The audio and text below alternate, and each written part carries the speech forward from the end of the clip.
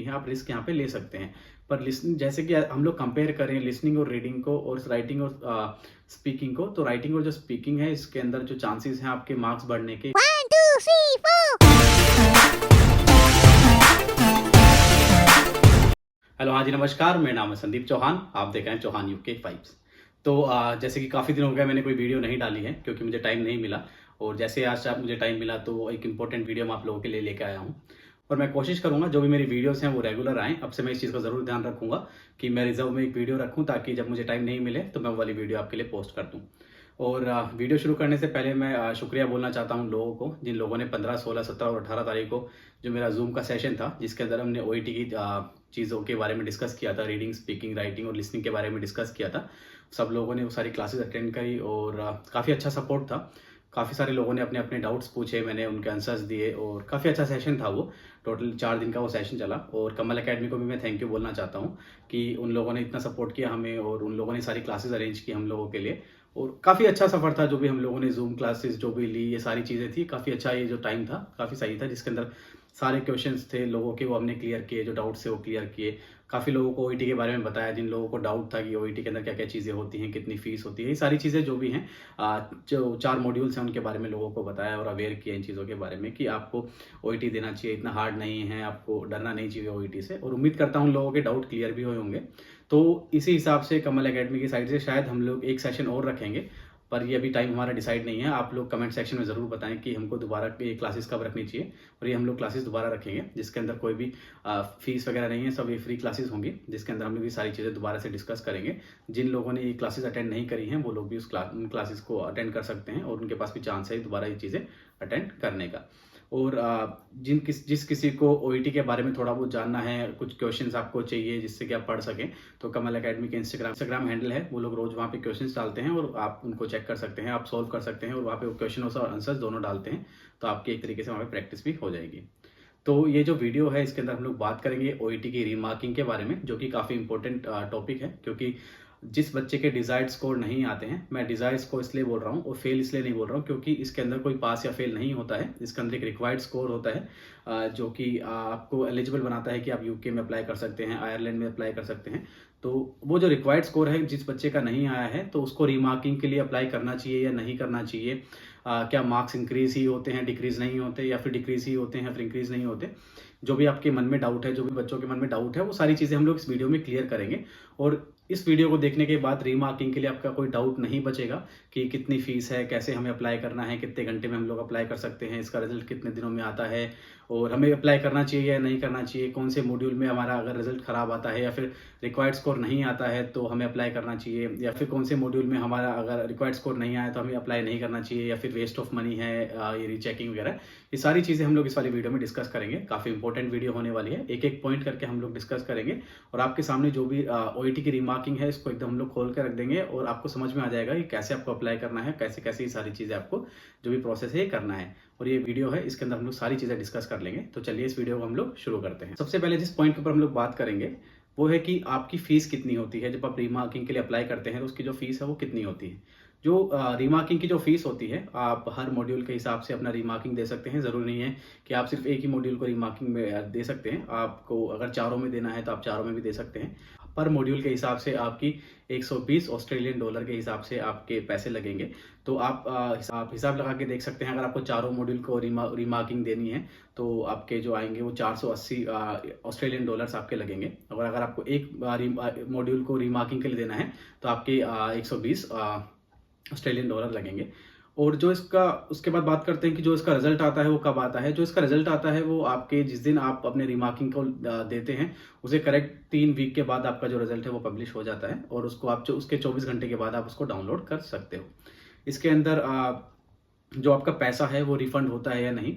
तो अगर by chance आपके जो मार्क्स है वो इंक्रीज हो गए और आपका रिक्वायर्ड स्कोर आ गया, या फिर जो भी आप चेंजेस आते हैं इसके रीमार्किंग के अंदर, अगर कुछ चेंजेस आते हैं तो जो आपके पैसे हैं वो आपके रिफंड हो जाएंगे। अगर उसके अंदर कोई चेंजेस नहीं आते हैं तो जो आपके पैसे हैं वो रिफंडेबल नहीं है। तो यहाँ पे डाउट क्लियर हो गया कि आपके पैसे रिफंड होते हैं या नहीं। तो अगर आपके कुछ चेंजेस आ गए तो आपके जो पैसे हैं वो रिफंड हो जाएंगे। अगर नहीं चेंजेस आए कुछ भी तो आपके जो पैसे हैं वो रिफंड नहीं होंगे। उसके बाद हम लोग दूसरा पॉइंट है वो डिस्कस करते हैं कि आप रीमार्किंग के लिए कैसे अप्लाई कर सकते हैं।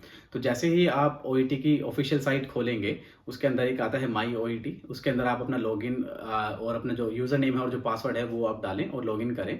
उसके अंदर आपका आएगा रिक्वेस्ट रीमार्किंग, आप वहाँ पे जाके उस फॉर्म को फिल करें और जो फीस होगी वो आपकी क्रेडिट कार्ड से फीस होगी। तो क्रेडिट कार्ड इसलिए ज़रूरी है क्योंकि जो भी इसके अंदर जो फीस होती है वो ऑस्ट्रेलियन डॉलर के अंदर होती है, तो इंटरनेशनल जो ट्रांजेक्शन है वो होते हैं।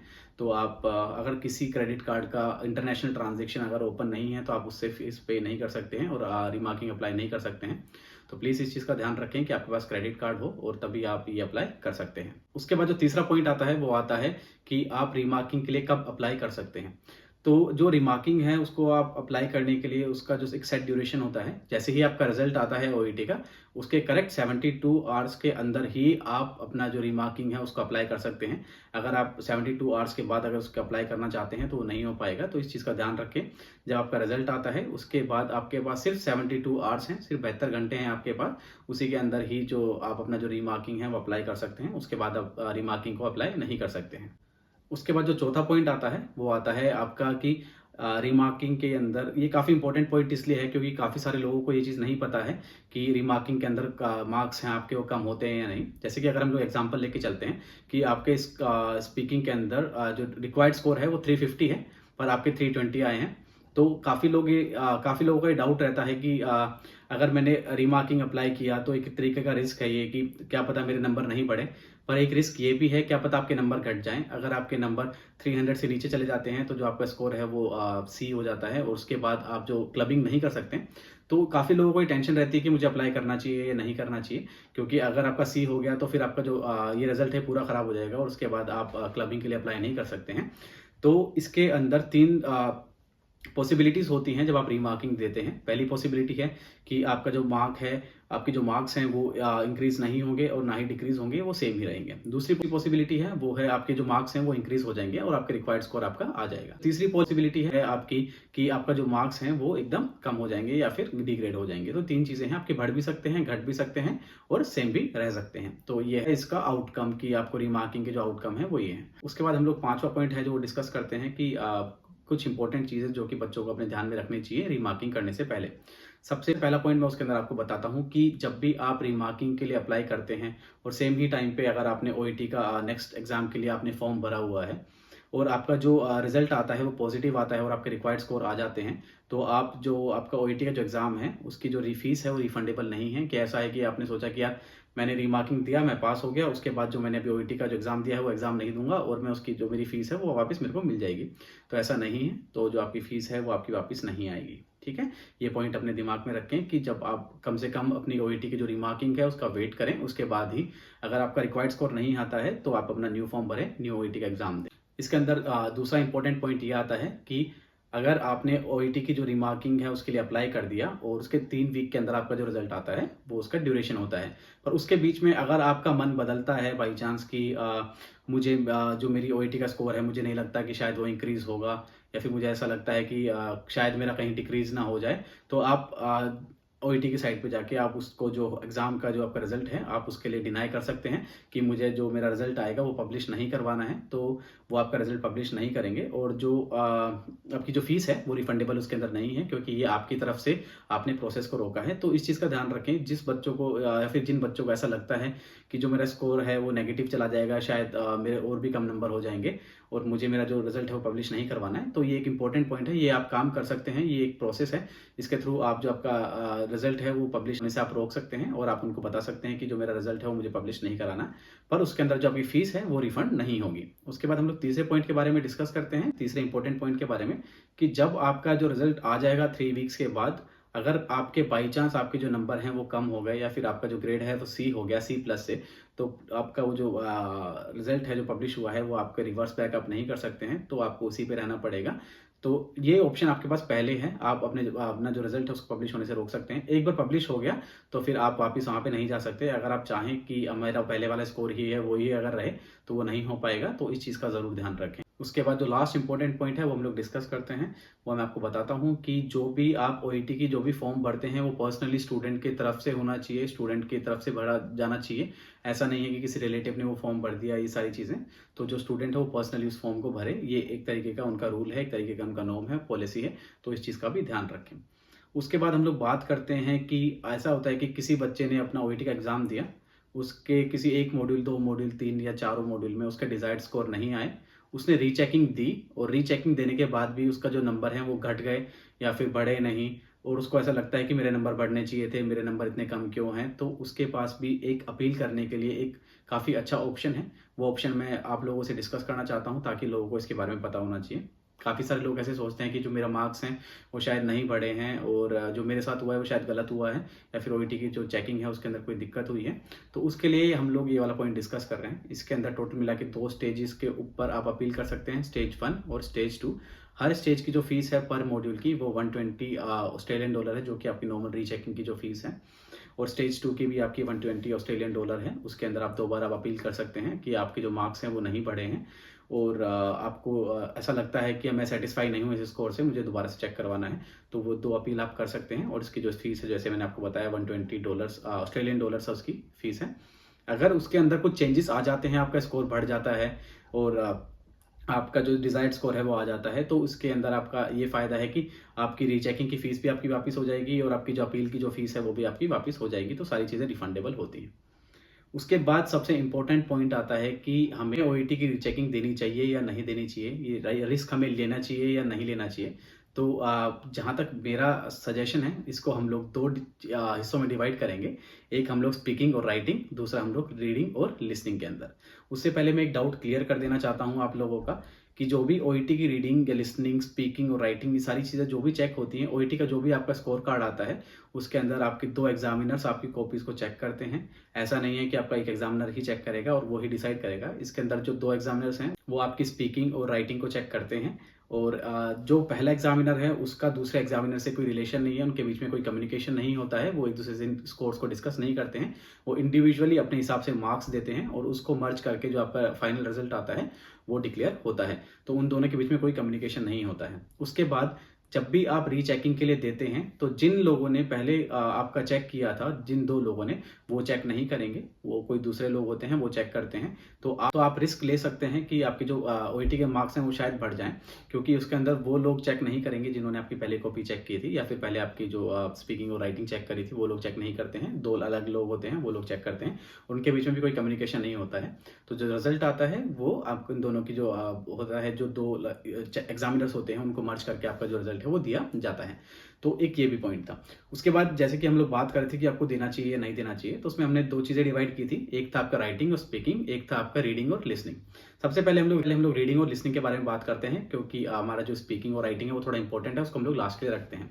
जो रीडिंग और लिसनिंग है, इसके अंदर आप 2B पेंसिल यूज़ करते हैं, जो कि एक एक्स्ट्रा डार्क पेंसिल होती है। उससे ही आप सारी चीज़ें एनसर्कल करते हैं। एनसर्कल नहीं करना है आपको, पूरा जो सर्कल है उसको फिल करना है। उसको जब आप फिल करते हैं, तो प्लीज़ आप उसको अच्छे से फिल करें, क्योंकि कंप्यूटर है वो रीड करता है कि आपने कहाँ पे टिक किया हुआ है, सॉरी कहाँ पे आपने वो जो मार्क है वो फिल किया हुआ है।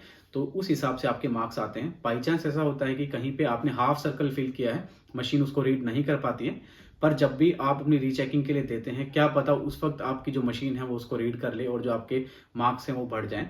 पर रीडिंग और जो लिसनिंग है, इसके अंदर बहुत रेयर चांसेस होते हैं कि जिसके अंदर आपके जो मार्क्स हैं वो इंक्रीज़ हों, क्योंकि जो जैसे कि जो लिसनिंग है उसके 24 क्वेश्चन स्टार्टिंग के वो सब रिटन होते हैं, और रीडिंग के जो 20 क्वेश्चन स्टार्टिंग के होते हैं वो भी रिटन होते हैं। तो वो नॉर्मली चेक किए जाते हैं इंडिविजुअल के द्वारा, और वहीं पे आपके जो आपके मार्क्स हैं वो दिए जाते हैं। बाकी जो ओएमआर शीट है वो अलग तरीके से चेक होती है। तो इसके अंदर काफ़ी कम चांसेस होते हैं कि आपके रीडिंग और लिसनिंग में आपके जो मार्क्स हैं वो इंक्रीज़ हों। बाकी वो किस्मत के ऊपर डिपेंड करता है कि आपके मार्क्स इंक्रीज़ होते हैं या नहीं होते हैं। तो यहाँ पे आपका रिस्क है। आप 8,000 रुपये की जो आपकी जो फीस है वो आपको आपके ऊपर डिपेंड करता है। मैं आपको मना नहीं करूँगा, आपको जैसा सही लगता है आप वैसे करें, क्योंकि ये आपने एग्ज़ाम दिया तो आपको पता होगा इस चीज़ के बारे में कि मेरे अब कितने नंबर आने चाहिए।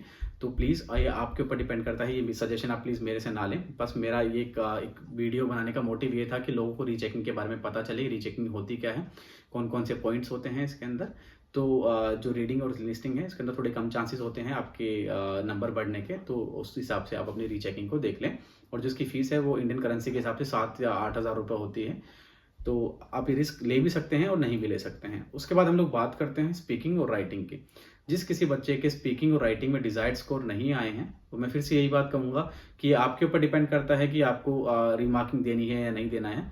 मैं तो खाली आप लोगों की हेल्प कर रहा हूँ और आपको सजेशन दे रहा हूँ कि आपको देनी चाहिए या नहीं देनी चाहिए। बाकी आपके ऊपर डिपेंड करता है आपका डिसीज़न। तो जो स्पीकिंग और राइटिंग है इसके अंदर काफ़ी अच्छे चांसेस होते हैं आपके मार्क्स बढ़ने के। तो प्लीज़ आप अपना दें इसके अंदर। अगर किसी की स्पीकिंग या फिर राइटिंग में कम नंबर आए हैं, फिर डिज़ायर्ड स्कोर नहीं आया है या फिर रिक्वायर्ड स्कोर नहीं आया है, तो प्लीज़ आप वहाँ पे अपना रिस्क ले सकते हैं, क्योंकि एक 8,000 रुपये दे के आपका स्कोर बढ़ सकता है, रेदर देन आप दूसरा एग्ज़ाम दें, 30 से 35,000 रुपये भरें और दूसरा एग्ज़ाम दें और वही सारा स्ट्रेस आप झेलें, क्लासेस लेंगे, उसके बाद अपना एग्ज़ाम देंगे। ये सारी चीज़ें झेलने से अच्छा एक बार अगर किसी का स्पीकिंग या राइटिंग में आया है तो वो एक बार अपना है तो प्लीज़ वो दे सकते हैं अपनी रीचेकिंग के लिए। इसके अंदर काफ़ी अच्छी पॉसिबिलिटी होती है कि आपके जो मार्क्स हैं वो वहाँ पे बढ़ जाएँ, और ये काफ़ी अच्छा पॉइंट भी है, आप रिस्क यहाँ पे ले सकते हैं। पर लिसनिंग, जैसे कि हम लोग कंपेयर करें लिसनिंग और रीडिंग को और राइटिंग और स्पीकिंग को, तो राइटिंग और जो स्पीकिंग है इसके अंदर जो चांसेस हैं आपके मार्क्स बढ़ने के काफ़ी ज़्यादा होते हैं एज़ कम्पेयर टू रीडिंग और लिसनिंग। तो ये आपकी जो समझदारी है, जो आपकी सोच है, वो डिपेंड करती है कि आपको रीचेकिंग के लिए देना चाहिए या नहीं देना चाहिए। बाकी मैंने अपने हिसाब से आपको सजेशन दे दिया और पूरी इन्फॉर्मेशन दे दी कि जो रीचेकिंग होती है उसके अंदर क्या क्या चीज़ें होती हैं, क्या क्या पॉलिसीज़ होती हैं। और किसी का कोई भी डाउट हो किसी भी चीज़ से रिलेटेड, खाली इन चीज़ से नहीं, ओईटी से रिलेटेड या फिर यूके से रिलेटेड, तो आप मुझे कमेंट सेक्शन में पूछ सकते हैं। आप मेरे इंस्टाग्राम पे आप मुझे मैसेज कर सकते हैं, जो कि मैंने मेरे डिस्क्रिप्शन में दिया हुआ है। तो बस इतना ही था इस वीडियो के अंदर। उम्मीद करता हूँ आपको ये वाली वीडियो पसंद आई होगी। तो थैंक यू सो मच, आपने हमें इतना टाइम दिया। धन्यवाद।